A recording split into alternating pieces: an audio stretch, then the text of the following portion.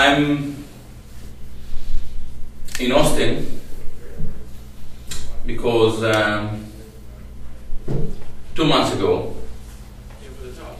I received an email from a fellow musician whom I didn't know,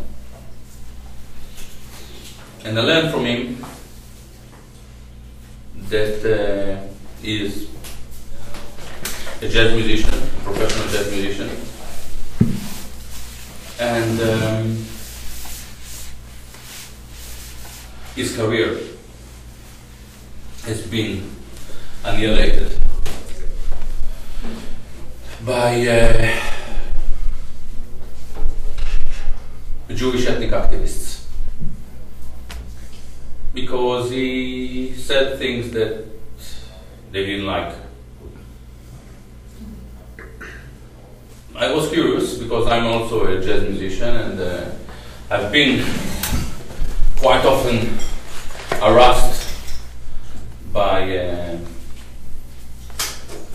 Jewish activists and their left Sabbath goyim. You know what Sabbath goyim are? It's a Jewish traditional term. The goyim, you know what goyims are? Basically Gentiles. Yes. Sabbath goyim are those who work for the Jews on Sabbath because the Jews are not allowed to work on Sabbath. In political terms, Sabbath goyim are those who take care of those small yet very important tasks Jews prefer to conceal or not to take care of. They're basically caretakers. Anyway, that musician is here with me, he just played with me. I listened to his video clips and I realized that he's an incredible musician. I find it hard to believe that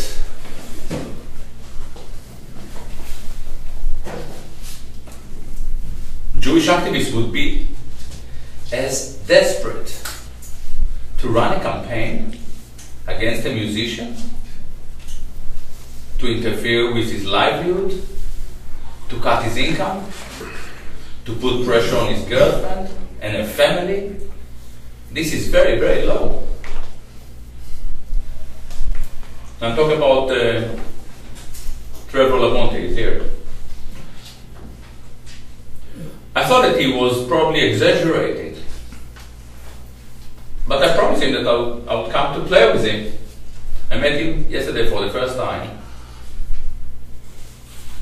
and I realized that the way he described the situation was actually moderate in comparison with what it is. I stayed with his family today, and I could see that even his parents are in a state of anxiety. Am I exaggerating? No. We are terrorized, ladies and gentlemen. I realize that a lot of American soldiers were sent to the desert in Afghanistan, to the mountains to fight terror. But we could save them the journey. Terror is here.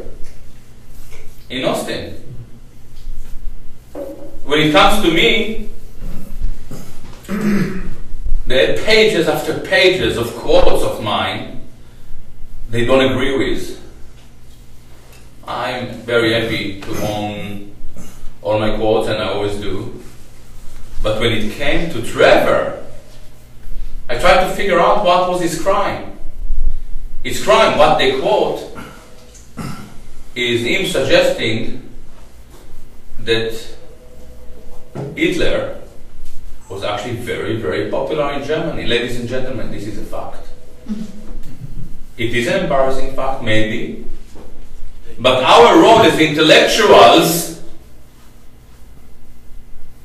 is to explain historical facts, to explain the historical context in which they take place rather than concealing them. There is a lot of concealment going on. History in general, especially in the West, in the Jerusalemite West, unlike the Athenian West we were a few decades back, is a clear, systematic concealment. Jews want to conceal the fact that wherever they go, it always ends in a disaster. This venue today was subject to harassment by a guy called Craig Berlin. I don't know Craig Berlin. Are you here? Is Craig Berlin here today? None of you is Craig Berlin. If Craig Berlin is a free country, if Craig Berlin has a problem with Gilad Atzmon thoughts or Trevor LaBonte, this is the place to express his thoughts. But he preferred to mount pressure and to terrorize a bookshop. Is this what you expect from the people of the book? These are not the people of the book. These are the people of the book burners. He is a book burner. I'm a writer. I wrote a few books. I'm published all over the world in more than 30 languages. If you have something to say, this is the place. I'm not violent. Usually I can be violent, but I managed to handle it in the last, my affection to violence since I left the Israeli army.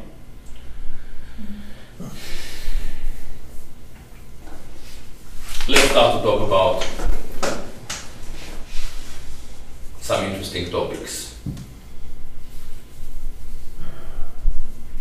The left traditionally presented itself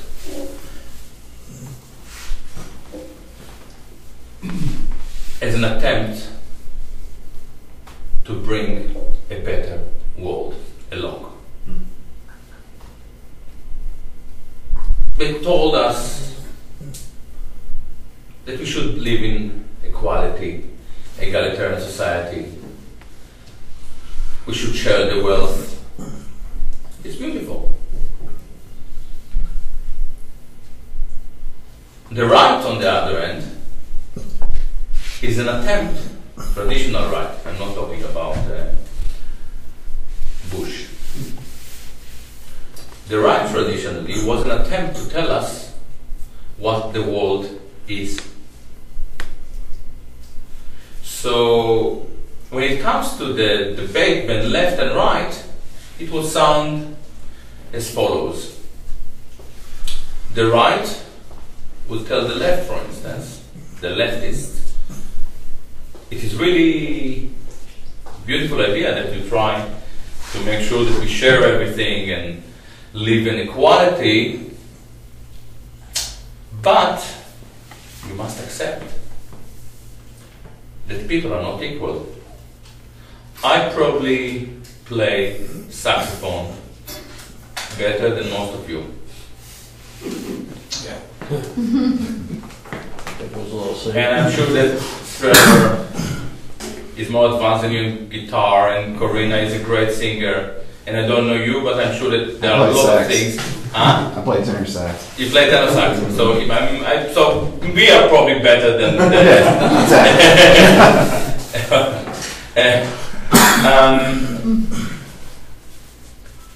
but I'm sure that many of you are better than myself in a lot of things. The right would tell the left to try to flatten the human landscape is actually inhuman.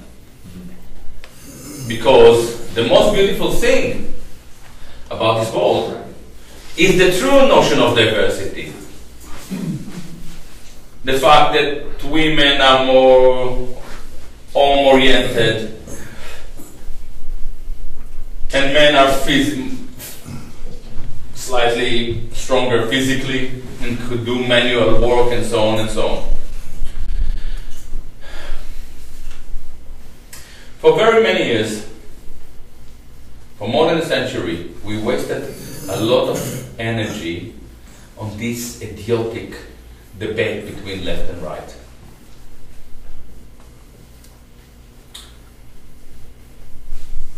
But I'm going to introduce today a revolutionary way to examine the relationship between left and right.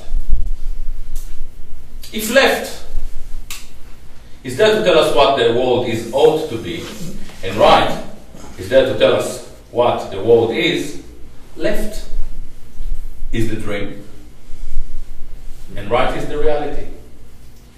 The relationship between the dream and the reality is an exact reflection of the human condition. We are living between the real and the dream. You're a tenor player. You may dream that one day you'll wake up John Coltrane, but you wake up Coleman Hawkins.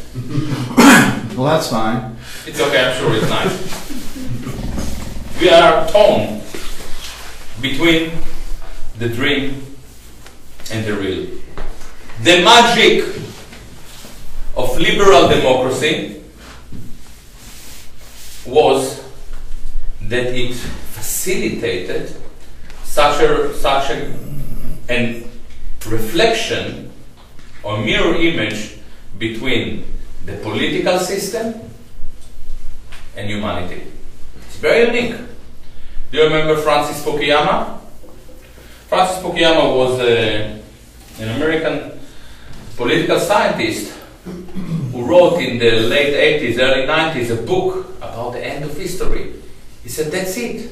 We found it. We found it. We know. Liberal democracy. Free market. This is what we need. There was a magic there. It worked. Back in the 70s and the 80s, we didn't think that the world was perfect, but we felt that there was kind of a continuum between us and the state, between us and the West.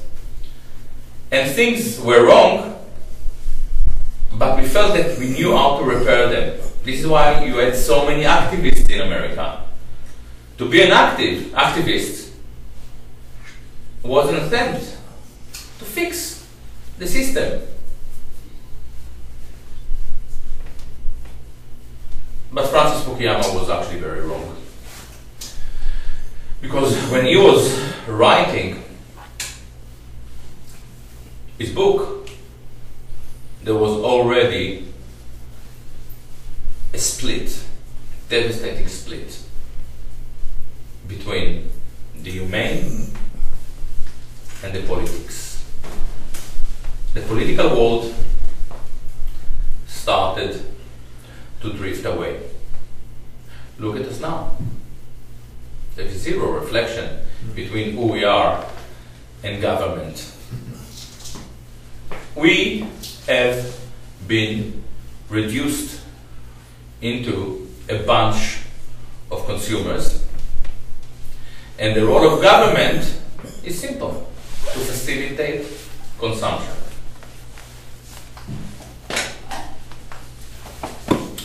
For many years it worked because we had credit cards. We were buying a lot of stuff, iPod, Schmipod, Nipod, Guypod, Zypod, with the money we believed we had. And one day the bubble burst and we realized that this game is over, and basically we cannot buy anything anymore with the money we never had. But here is a problem. We are living in a free society, we are living in a free society. I mean, you regard yourself as a free society, don't you? I'll take up free. I mean, sometimes I'm slightly cynical. We are living in a free society, and we have incredible universities. I guess that they're incredible because they cost so much money.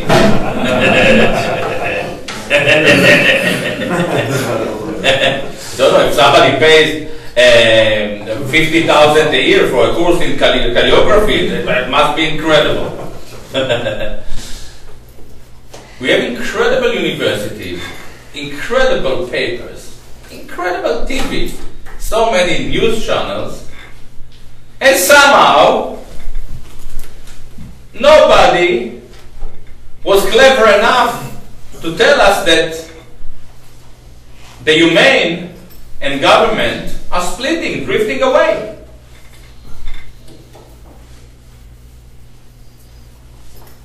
Look at production. You used to be the most productive state on this planet. When is the last time you produced a good car? 60s. Robert and I won't agree with that. Well, no. Anyway, you were a very productive country. Where was the left when production was kicked out of the window? Production is the most important thing. When I was a kid, all political parties were there to promise was work. Work is the most important thing. You wake up in the morning, you go to work, you produce something, you come home 6 o'clock, 7 o'clock, 8 o'clock, 9 o'clock, and you don't know that you're worth something. We had working class. Now all we have is workless class. Where was the left? Where was academia? Where was the press? When Detroit was reduced into Hiroshima. I tried to look into it, and I realized that you couldn't think about it. You didn't find the words to express your dismay. You were silenced intellectually, spiritually, and politically. How? Very simple. Political correctness. What is political correctness? Political correctness is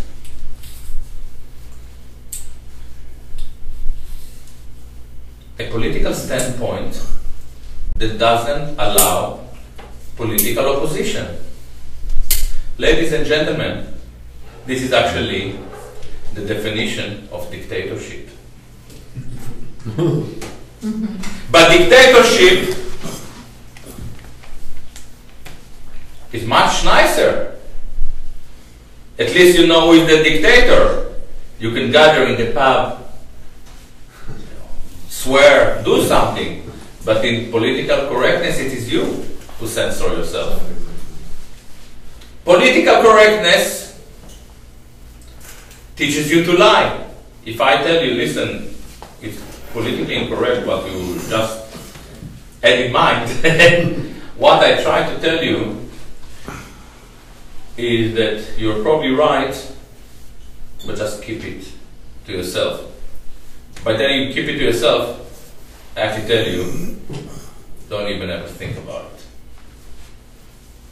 I chop out, I castrate you. I castrate you. Political correctness teaches us to lie. It castrates us. It teaches us to think inauthentically. How is it possible that this process of correction was so vile and nobody understood the meaning of it? In fact, one person understood it. His name was George Orwell. George Orwell wrote in 1948 a very important book. It is called 1984. And he actually spoke about government, about elite, reducing our terminology. He spoke about newspeak, about Big Brother, castrating us by means of language.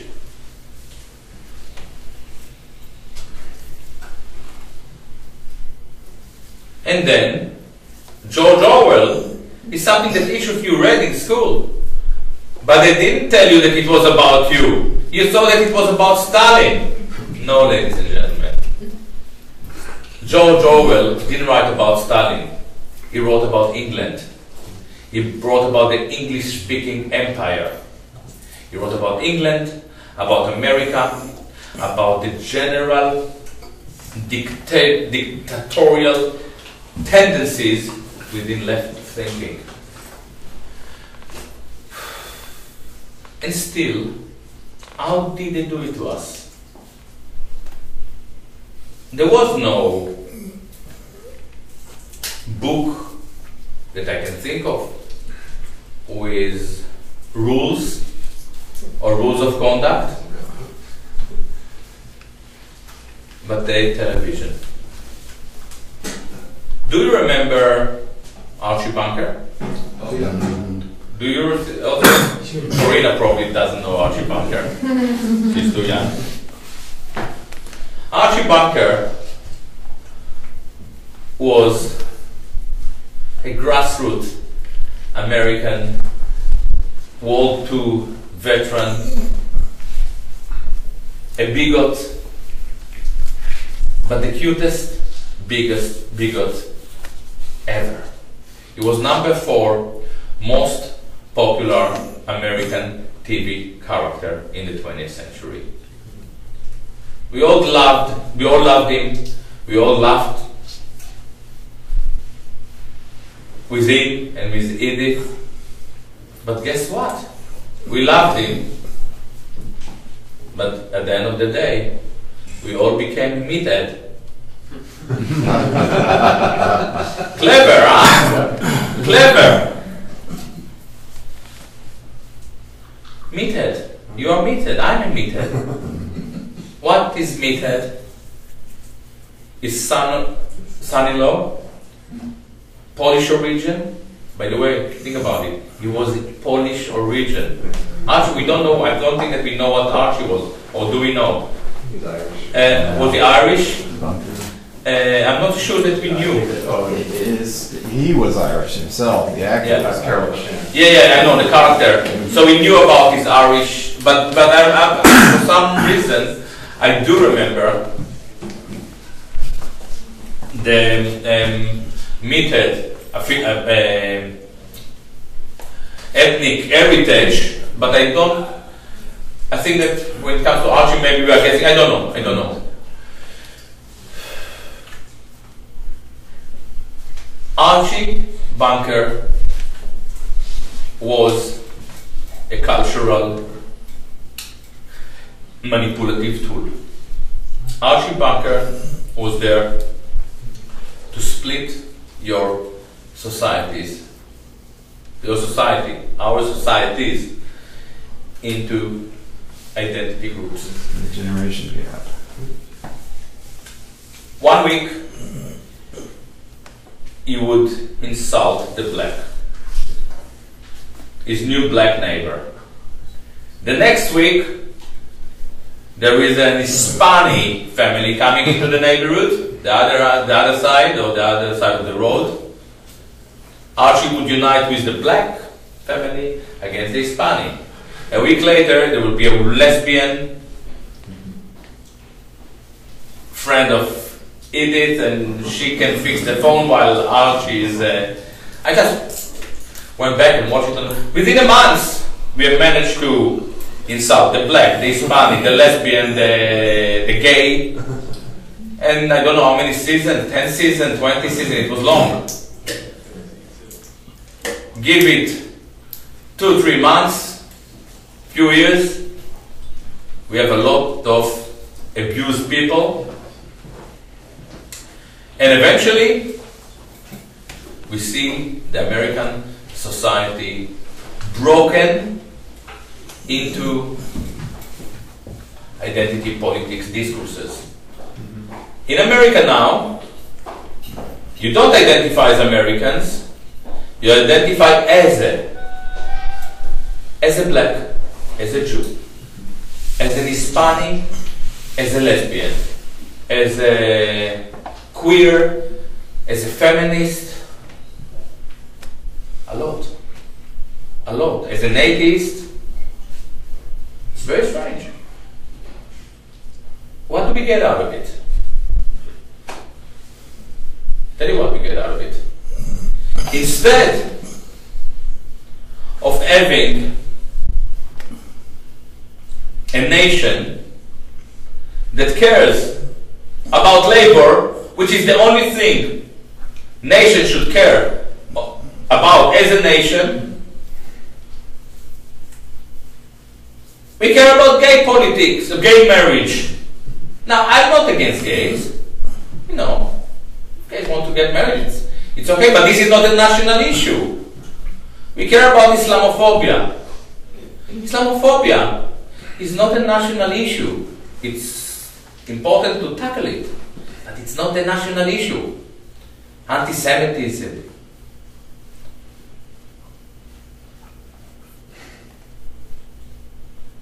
We have managed to voluntarily segregate ourselves. We ghettoize our society. Who did it to us? This is not the left. This is actually against the most important instinct, intellectual instinct of left thinking. Within the original lefty perception, it doesn't matter if you are gay or lesbian or feminist or separatist or Hispanic or black. What matters is your role within the chain of production. So if you are working in a factory,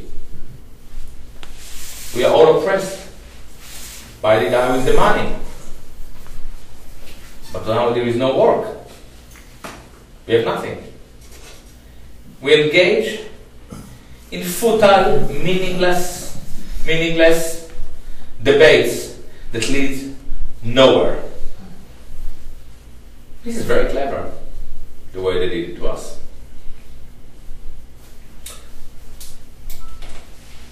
I looked into it and tried to understand how they did it.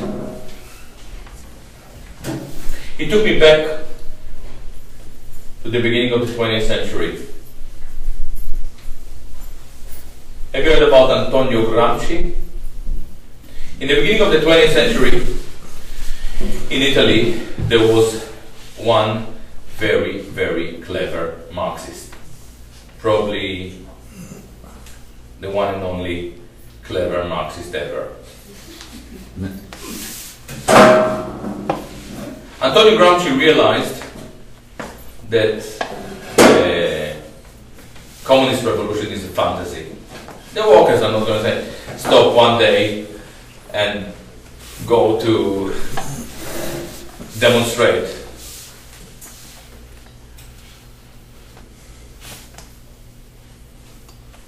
With the hope that the revolution may occur. He said, instead of anticipating a revolution, what we have to do, we have to plant our ideas, our moral etiquette within hegemony. This is an interesting idea.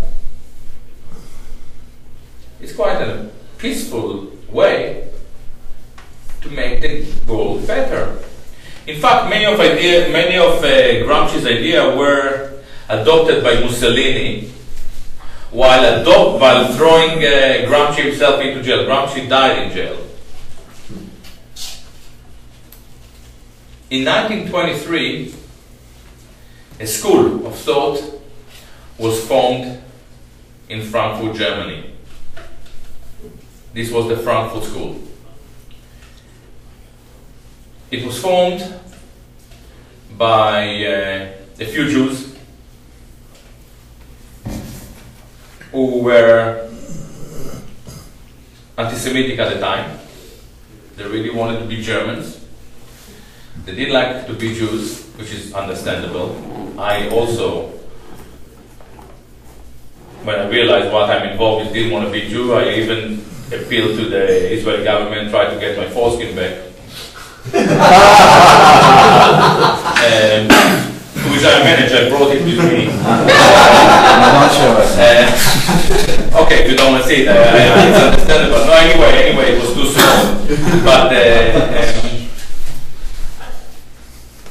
they didn't want to be Jews, but they really couldn't stand Germany. They couldn't stand the patriarchal society. They couldn't stand the patriarchal family cell. They couldn't stand the church. They couldn't stand the government. They couldn't stand the military. They couldn't stand the academia that was teaching Latin and ancient Greek philosophy. They really wanted to be Germans, but they couldn't stand anything about Germany. How typical. They introduced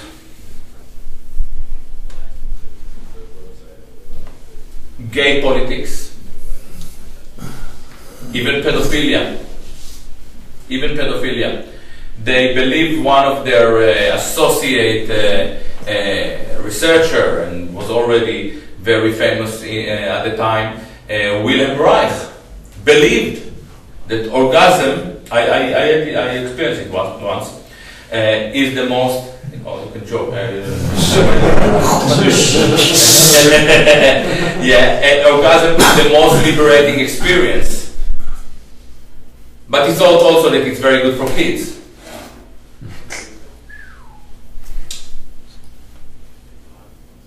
They were set to destroy academia.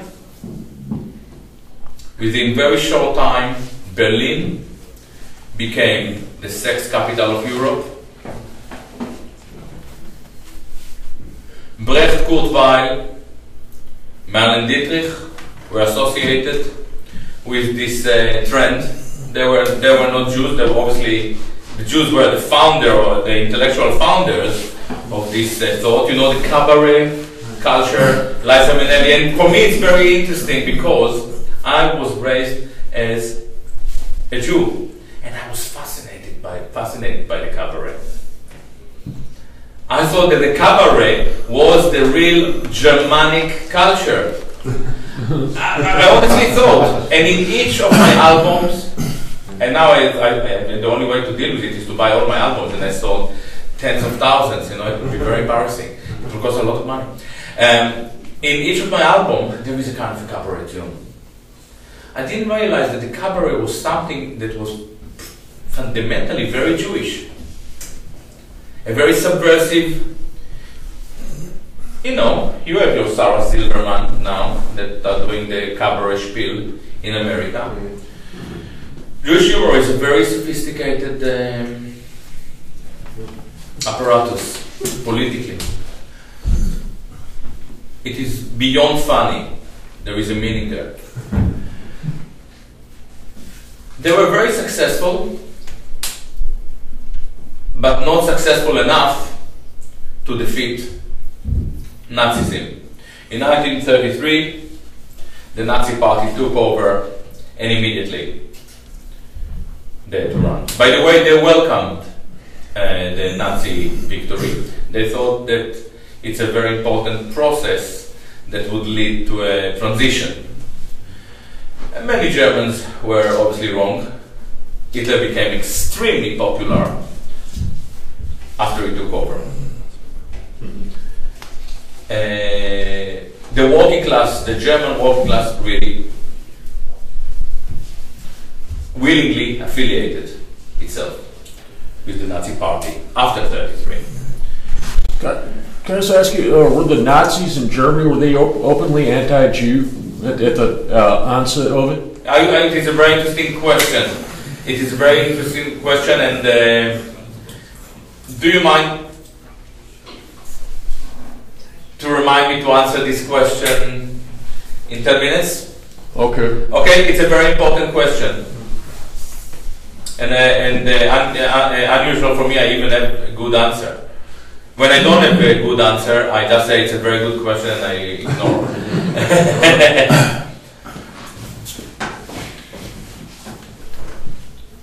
This will make me look very fat, I guess. Because I'm not. Looks like the top of your head's okay. not very centered very well.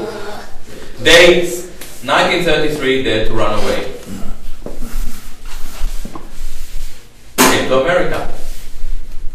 John Dewey welcomed them in Columbia University. They formed a department. Very quickly, they spread to LA, later to England. They formed the Tavistock Institute. And from this moment in your history, a process of radicalization that is largely communist, some even say funded by the Fourth International, start to take place in this country. The main thinkers within this school are Adorno, if you heard about him, the master of the scholar of cultural industry.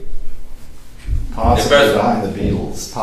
Possibly behind the Beatles somehow too. And yes, Horkheimer definitely was behind the Beatles. And you remember that I said that they were anti-Semitic in Germany in the early days. When they came to America, they realized that in America things work differently. And when Adorno wrote is one of the most important texts, the Authoritarian Personality, it was actually funded by the Jewish American Committee. So they were not very anti-Semitic anymore. You know, people change, which is understandable. The peak of this movement was in '68. Herbert Marcuse, who came with them in '33. Do you remember the '68 revolution, student revolution?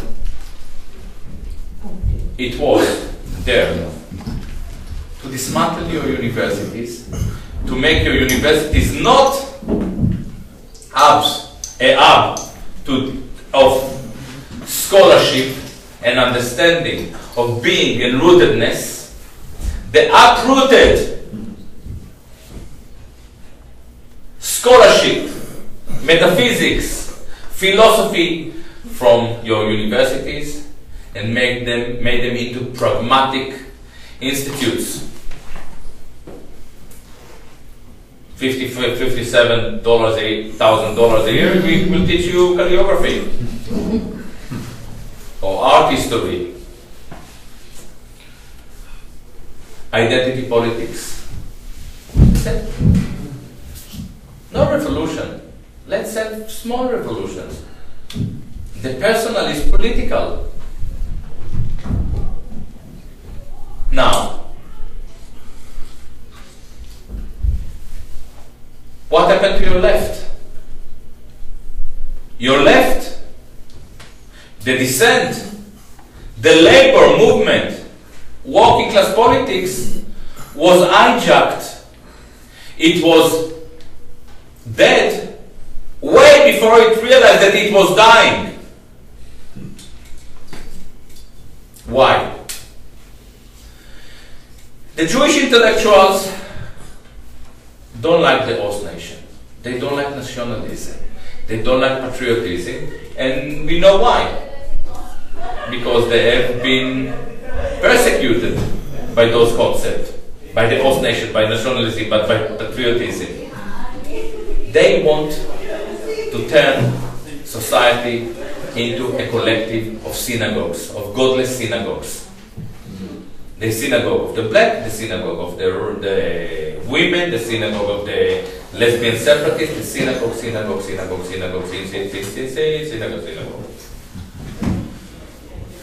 But the left also has a problem with working class. For some reason, working class is always patriotic, nationalist.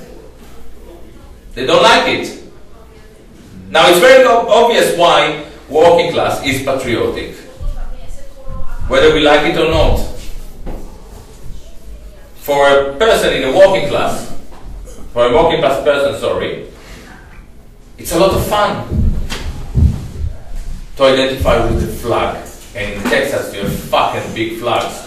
I've never seen such flags.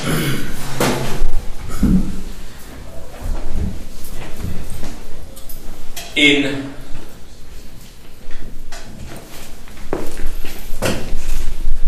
working class, for working class people, it's a lot of fun to identify with landing on the moon. You suddenly take part, belong to a very successful narrative. For working class people, it is a lot of fun to identify with atomic bomb that wins the war. You become suddenly part of a scientific, technological, military achievement. Not that I accept it also, but this is how it works.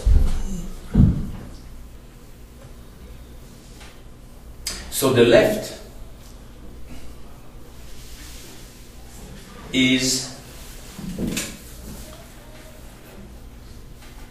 has in it a certain level of indignation towards working class. What we see here is a bond between this Jewish attempt to break the working class, to break the nation. It is supported by a similar tendency by the left. And this is where we are now. This is where we are now. You cannot get a single thing together. It's not America, it's America, Britain. I don't want to talk about France because in France something interesting is happening now. You don't have dissent. You cannot unite. You are consumed by an endless sectarian conflict. The gays and the Muslims, the Hispanics and the black, and it's a nightmare. And all that time, big money is having a party. And all that time, corporate culture is sinking in. I don't think it's now, it can't sink anymore. That's it, we are there. I'm not American, although my accent is very American. I'm not American, but If I would tell my dad in 72 that in 2014 or 2008 you can get fired from a job and you have to leave your desk within 20 minutes, he wouldn't believe me.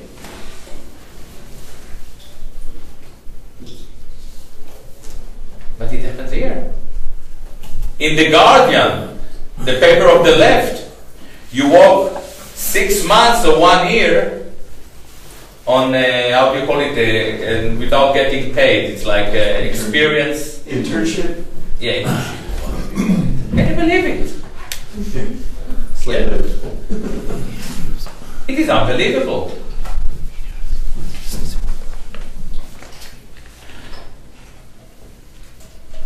But in France now, something astonishing is happening. Have you heard about Dieudonné? Anyone here? No. Yeah. Dieudonné is a French comedian. He's probably my age, around 50, I think. 45 maybe. I don't look 50 really. No. Dieudonné is black. And 10 years ago, he came to realize that he actually doesn't really care that much about the Holocaust. He said, I'm black. After 400 years of slavery and endless discrimination, I have my own Holocaust. I want to deal with my own Holocaust. Immediately, from being a hero of the left, he was reduced into an anti-Semite, Nazi sympathizer, and a racist. Black artist, racist. For telling the personal is political. Apparently, the personal stopped being political when you are black. But he didn't give up. He started to take a lot of flack. And he says, and you know what? I also don't like your Jewish state. I find it racist. It didn't make him very popular in the Jewish quarters. 4 months ago, the French socialist government decided to finish him off. He is a very popular comedian. He's the most popular comedian in France. He had a tour of 20 concerts, 4, 5, 6, 7,000 people every night. It's slightly more successful than me tonight. Because I'm here to tell you about politics. If I do jokes, you saw it, the pulse me, it was a cracker. Anyway,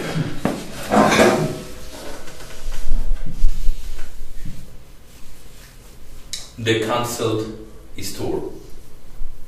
And guess what? The French people say no. He would put a video, a clip on YouTube, and it would have 3 million hits within hours.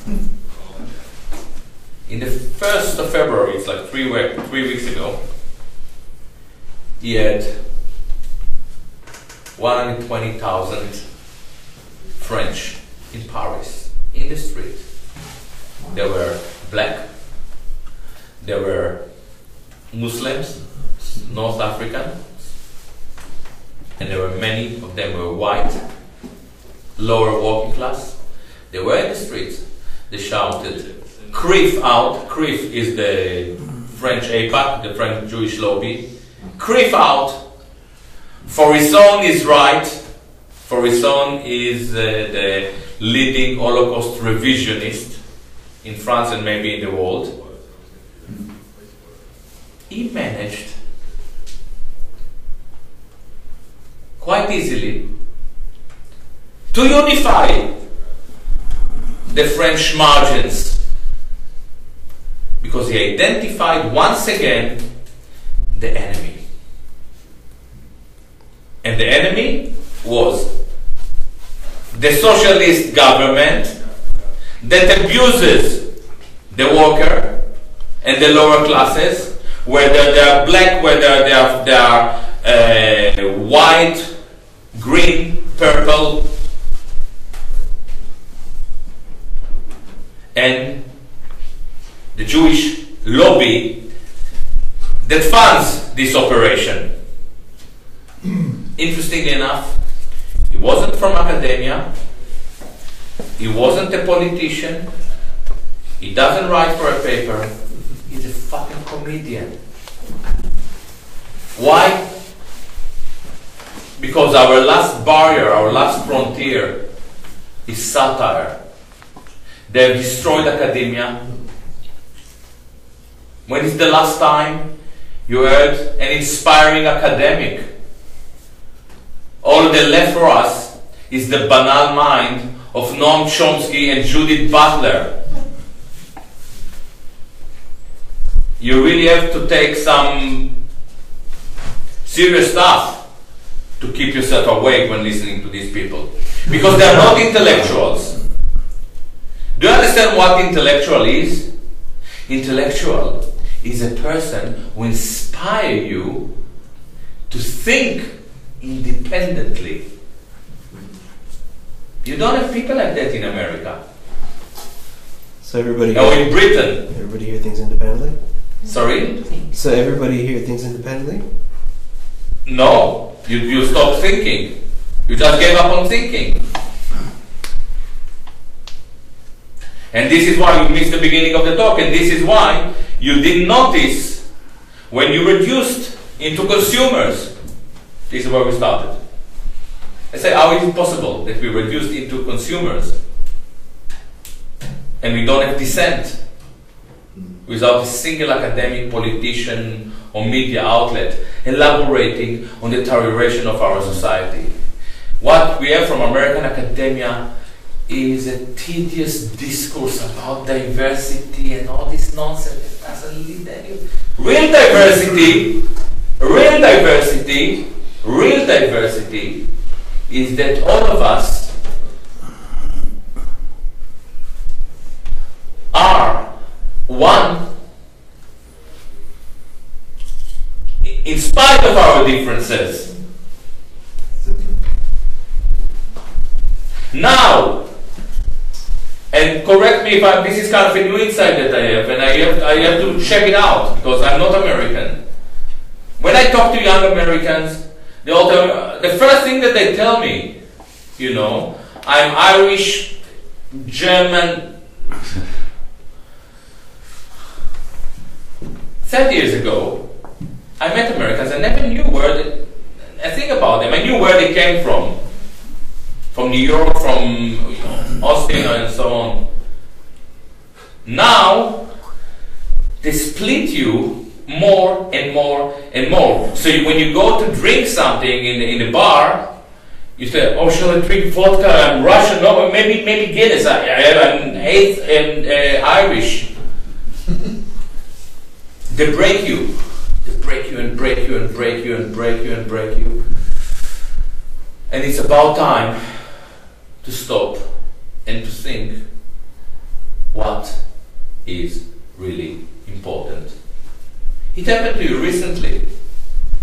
In August, you were supposed to send your kids and daughters to fight another Zionist war in Syria. It didn't happen. It didn't happen not because the left set demonstrations and you had like tens of millions of people in the street. No. There was a shift of consciousness. There is a shift of consciousness. I'm part of this shift of consciousness. I'm probably more successful in France at the moment than in America. I'm part of this shift of consciousness because I'm starting to understand it myself. It wasn't the activists or the progressives who stopped the war. Your military realized that they don't know what kind of war they are supposed to fight.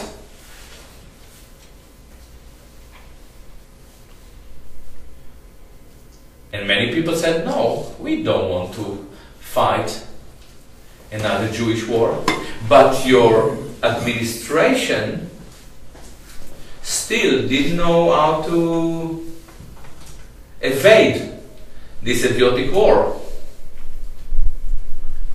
It was very clear to me that Obama wasn't enthusiastic. Eventually, he had to come with a very, very convoluted argument, and thanks God for him doing it.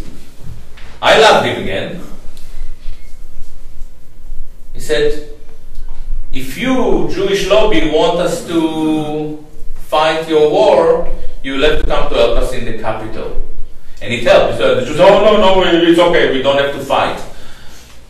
But try to think, is your president, the president of America, has to use such an embarrassing tactics just in order to avoid an idiotic Zionist war?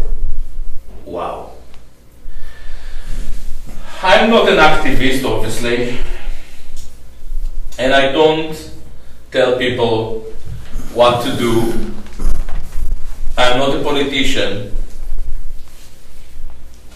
but I have an advice for you if you are interested. You still say no, so I assume that you don't mind. I don't believe in demonstrations. I don't believe in pickets. In 2003, we had 4 million people in the street in London. We went, we shouted, then it ended 8 o'clock in the evening, we went to Japanese food, and a week later, we had a war. 1 year later, in 2004, it was clear that around 1 million Iraqis died, and nobody jumped into the street. Well, so I was against it. This is what the left is giving us. It's not good enough. I mean, contemporary left. All this progressive practice or agenda is actually a form of control or position. As I said, identity politics dismantle dissent and prepare the ground for globalization, for corporate culture, for the reduction of us into consumers. There is one thing that you could do, and this will bring a change. You have in your constitution a small segment. It is called the First Amendment. It suggests that you, American, are entitled to think freely and express yourself freely. This guy, Trevor, who is a beautiful human being, a beautiful humanist, he says what he believes. He may be wrong. I don't think that he is wrong. He is under heavy terror campaign. You have to help him. And you have also yourself to join him and say what you believe. And when you start to say what you believe, you will see very soon that a lot of people are annoyed. And this is exactly what you want. You want to annoy. I'm very, very annoying. I could even join the Viet Cong in Hanoi. Yeah, I'm very, very annoying. I'm very, very annoying. But I make people think. I make people think. A lot of people buy my books. And this is what we need now. We need to relaunch a thinking project. And this would lead into liberation. I said everything I had to say. It's now your. How many thinkers are there now in the jazz world?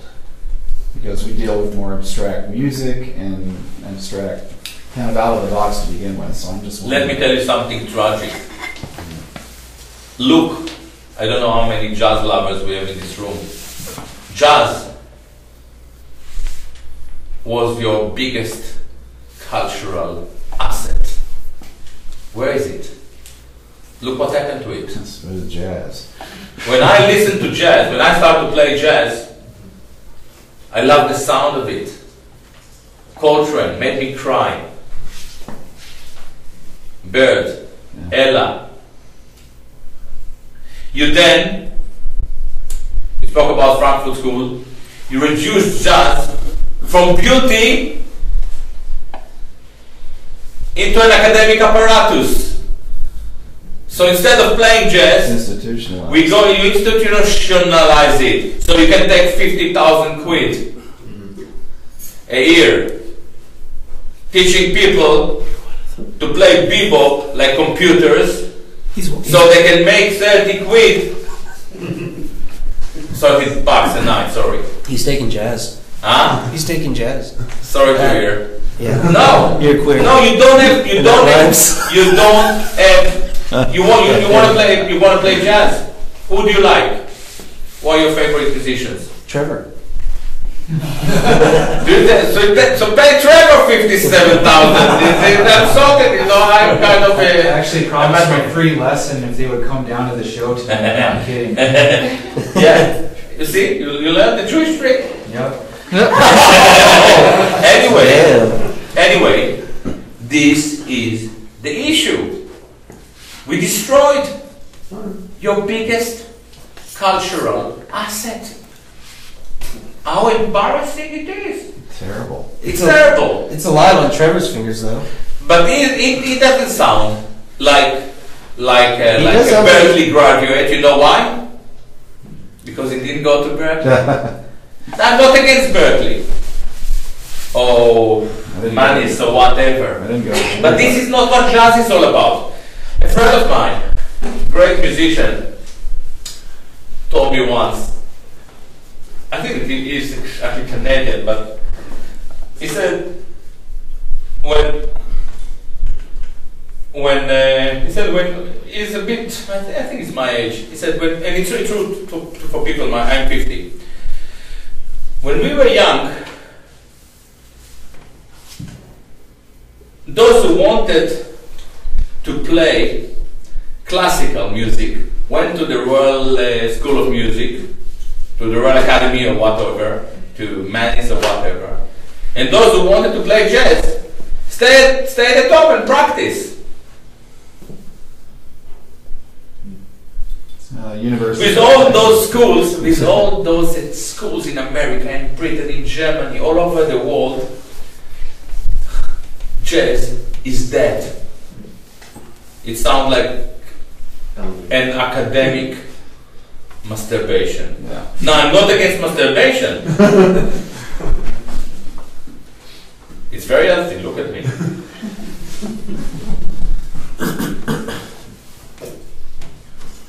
So what elevates masturbation to academic masturbation? There's lots of that. You sound Scottish. Are you Scottish? Well, I was the last time I looked.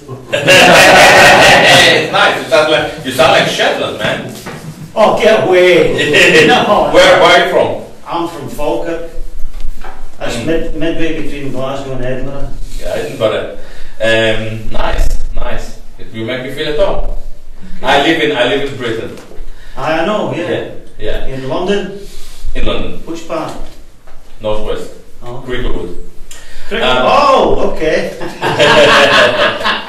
Irish. Yeah, I'll be on the parties. Anyway, it doesn't matter what.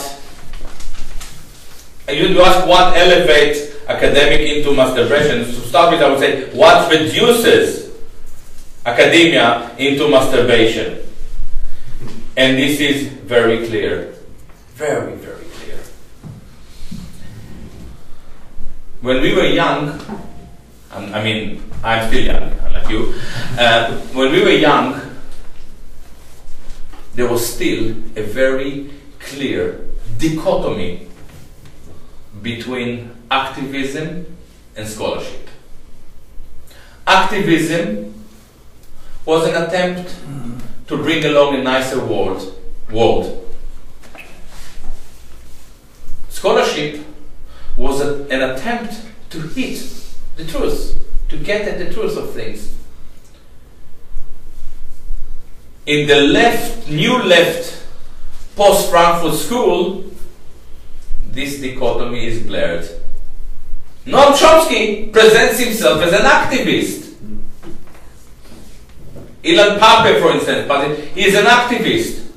All these academic activists are committed to social change, so they compromise on the truth, and we end up with a collective masturbation. Now, masturbation is really something that you should do alone. You ever tried telling that in Parliament? You're right. You're right, and this is why we have the society. Politics is really drifted away. Yeah, there's a house full of wankers. Yeah, a lot of wankers. I'm also a wanker. I'm the one who cares. Oh! Anyway, any more questions? Could you elaborate on? Can you come closer so I can hear you? Can you elaborate on what you just said about how the truth is sort of sacrificed? And you used Noam Chomsky as your example. Like, where is he, steering us away from the truth? Okay, Noam Chomsky is not really a bad guy.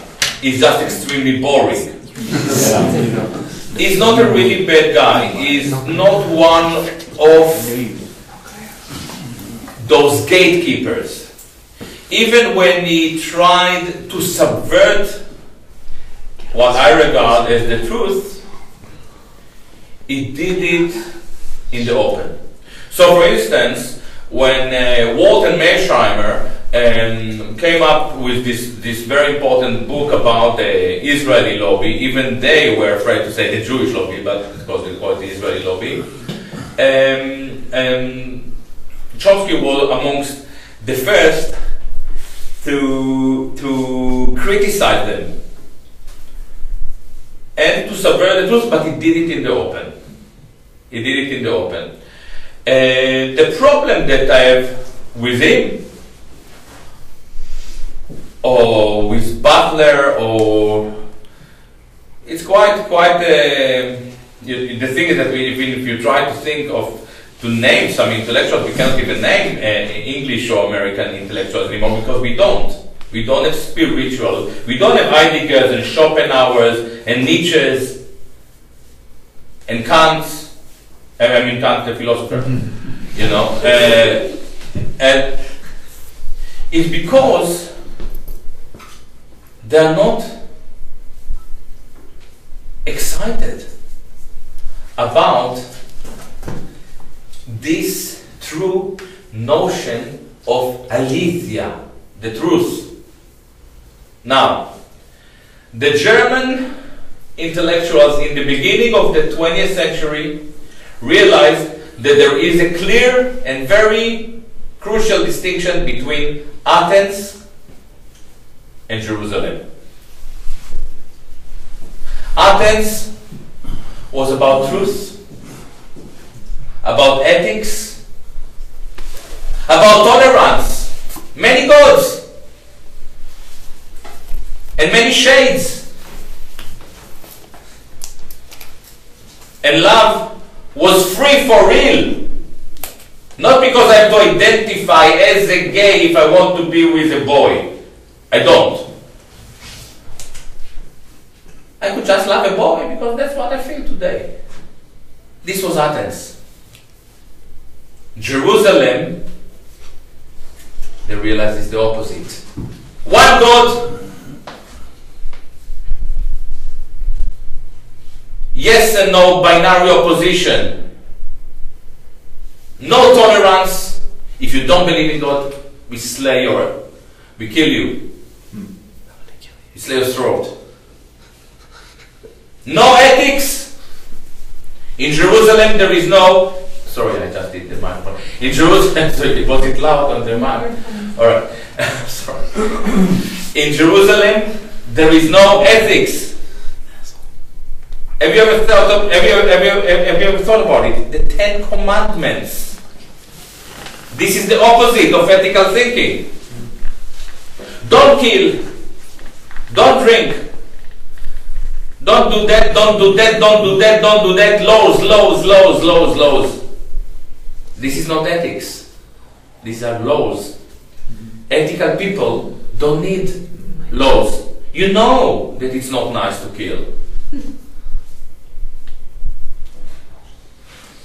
Chomsky, Butler, identity politics. This is Jerusalem. Many, many Jerusalems. Jerusalem of the black, Jerusalem of the gay, Jerusalem of the Jew. Even the Jews have Jerusalem. Jerusalem of the Zionists, Jerusalem of the anti-Zionists. Jerusalem, Jerusalem, Jerusalem. And we have collective ideological discourses that do not allow us to move. I started this talk talking about Trevor. Trevor stood up and said, Hitler was very popular in Germany.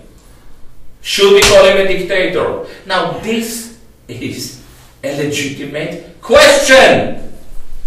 Instead of addressing this question,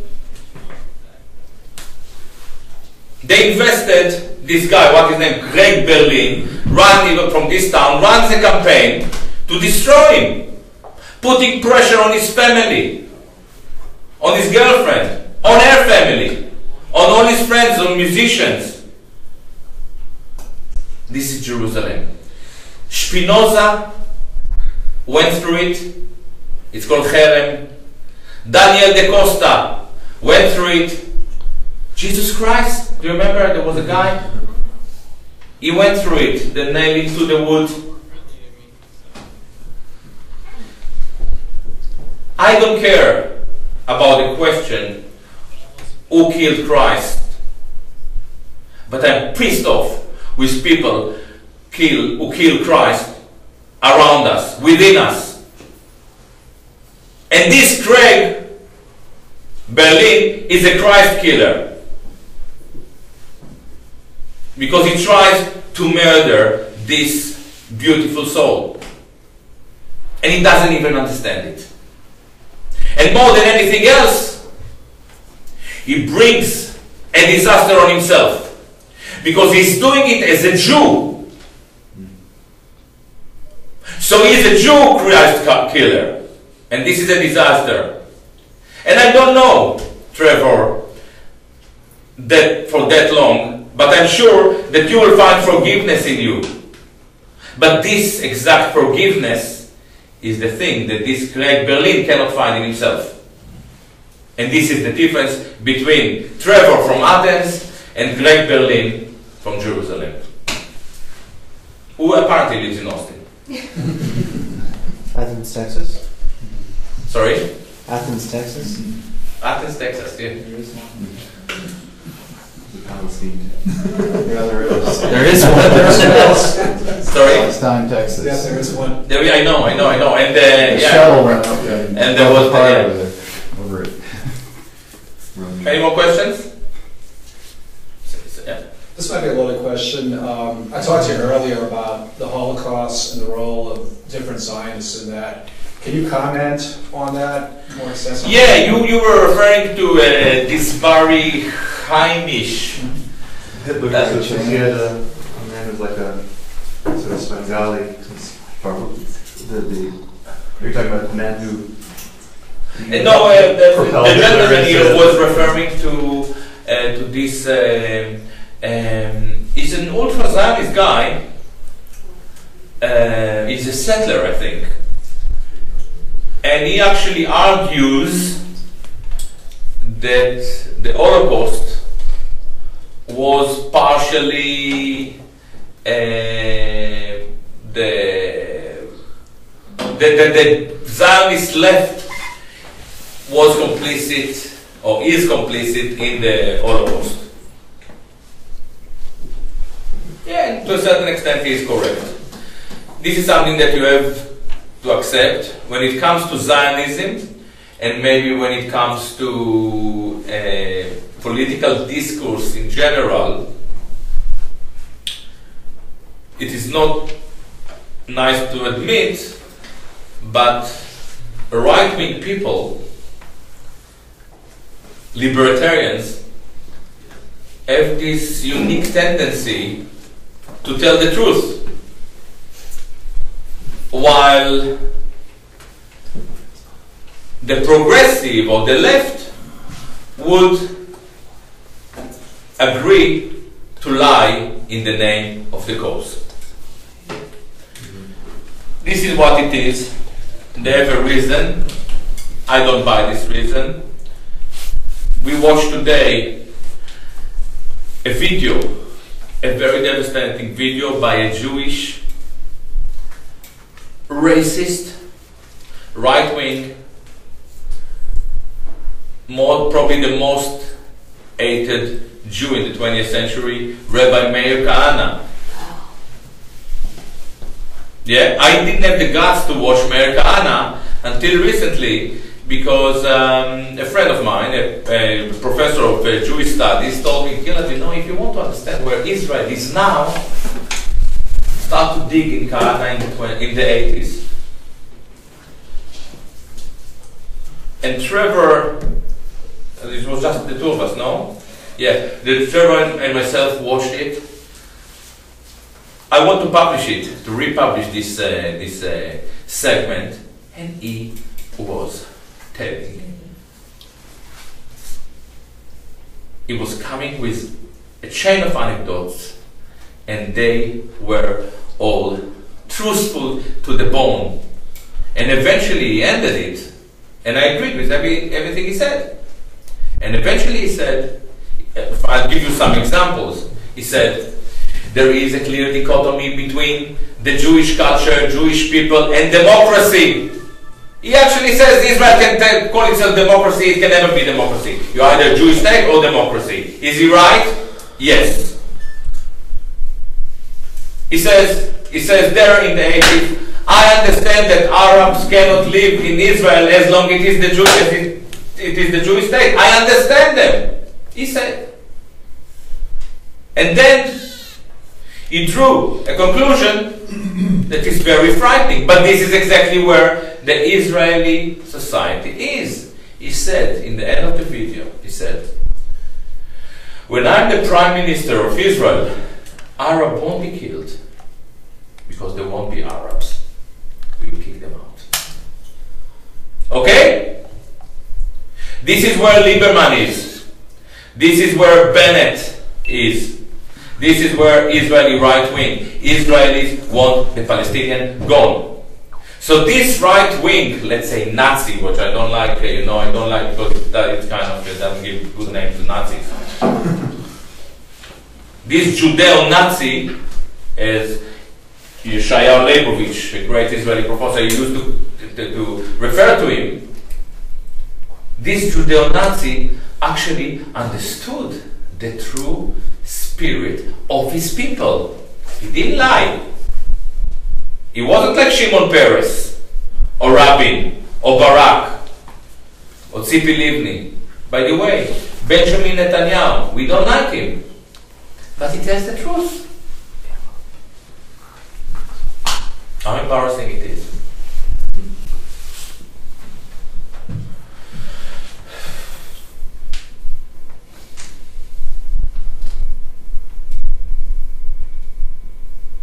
Any more questions?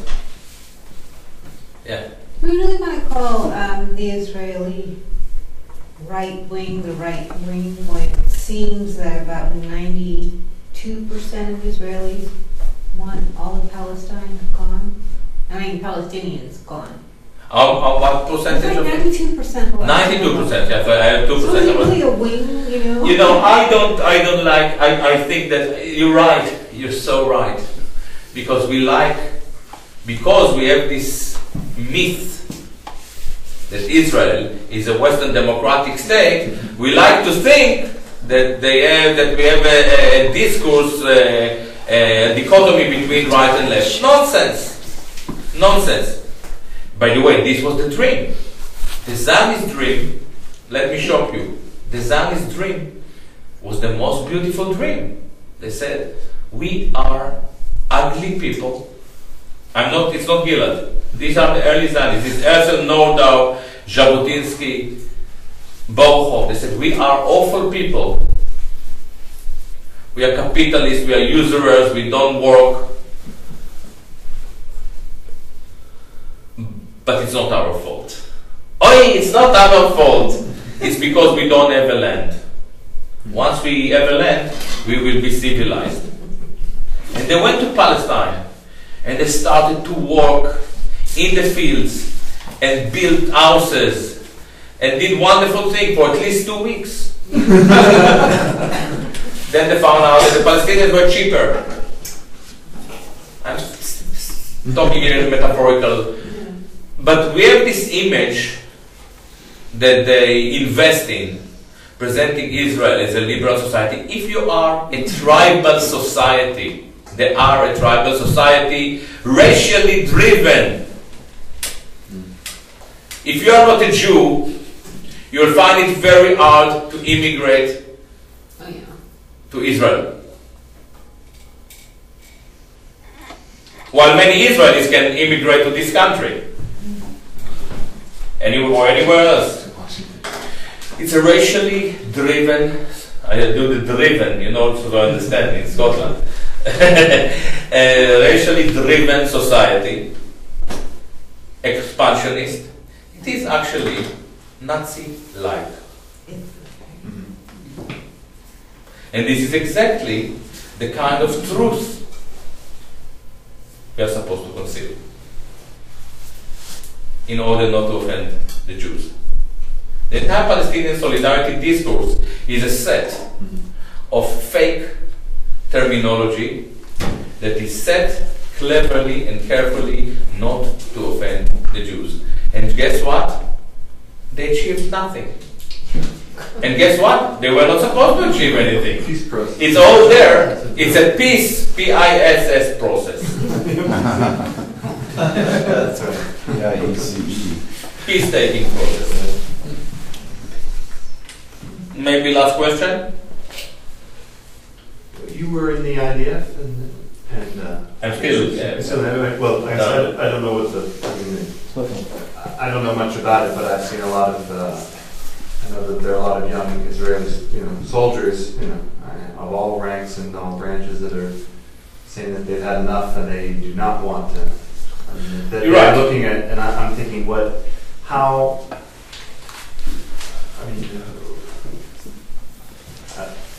can you make this more than just isolated, and how can these people they'll never find a legitimate place in they can't go to it's the Knesset, right? Let me explain. I know where you're at. I don't know where people, like I said, how did they get to some traction? Just say, listen, why don't we stop flying our F-16s over the people's houses at 20 feet and you're right. They're ideologically, intellectually, spiritually, Israel is a genocidal apparatus. But life, I'm Athenian, so rather than looking at black, white, 1, 2, 0, 1 binary oppositions, what we see is a dialectic struggle. What we see is a dialectic struggle.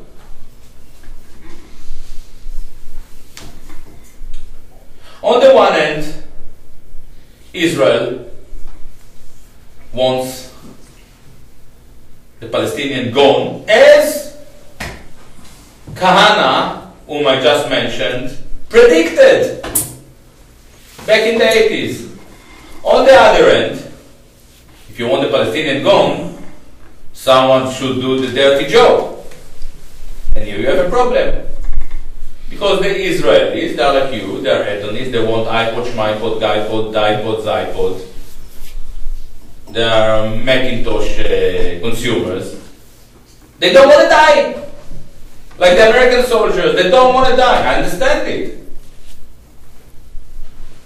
And if you don't want to die, it's not very easy to sustain an ethnic cleansing policy. So what we see is struggle that doesn't lead anywhere. And if we are very, very lucky, and this is why, in spite of the fact that many of my friends and intellectual friends actually regard Mahmoud Abbas as a collaborator and blah, blah, blah, I think that he's far from being stupid. He realizes that for the Palestinians to win, they have to survive.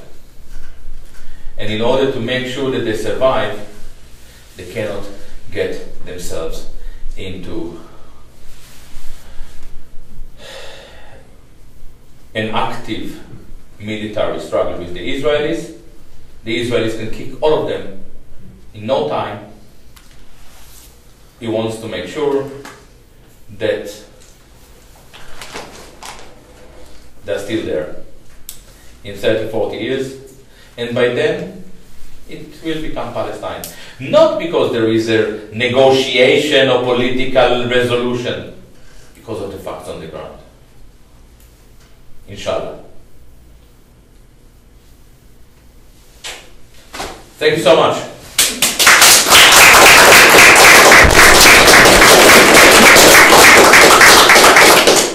Now let me come with the Jewish part of the talk. As you probably realize, you are more than welcome to donate because it costs quite a bit of money to bring me over because I like to fly in first class and stuff like that. Why do you laugh? No, I don't. It just costs money to bring me, and you know, and it would be great. I don't know if Trevor, where are you going to collect? What about your saxophone case? Ah, you're right. I was going to suggest a $10 donation.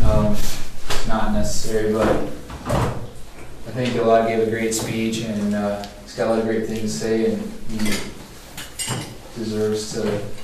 Listen, I've never used my saxophone in such a productive Jewish manner. Yeah. Deserves to not go home with less money. Yeah, but the issue is that. But this is kind of to support, you know, Trevor and Corina who brought me over.